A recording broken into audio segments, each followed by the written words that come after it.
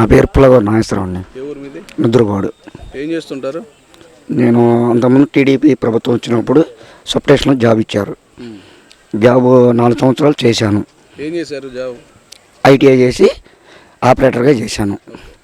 తర్వాత ఇప్పుడు వైసీపీ వచ్చింది ప్రభుత్వం కాబట్టి మనది టీడీపీ అని కంపల్సరీ నన్ను తీసేశారు.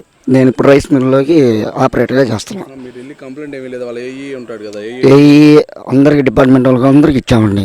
ఉండవల్లి శ్రీదేవి వైసీపీగా చేసింది. ఆమె కాడికి పోయి 2 సార్లు కలిసాం ఆల్రెడీ. కలిస్తే అయినా ఒప్పుకోలే. ఇక్కడ వైసీపీ నాయకులు మొత్తం మేము టీడీపీ అని పక్కాగా తీసేశారు. అది ఇప్పుడు ఏం చేస్తున్నారు మీరు?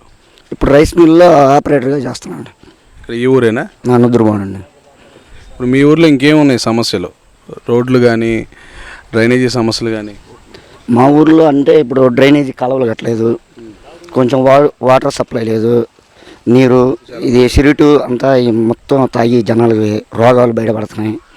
దానివల్ల ప్రజలు ఇబ్బంది పడుతున్నారు. ఎమ్మసాని గారి గురించి మీ అభిప్రాయం? విద్యావంతుడు. ఎవరికి ఓటేద్దాం అనుకున్నారు ఎంపీ అభ్యర్థి? బ్రహ్మసాని.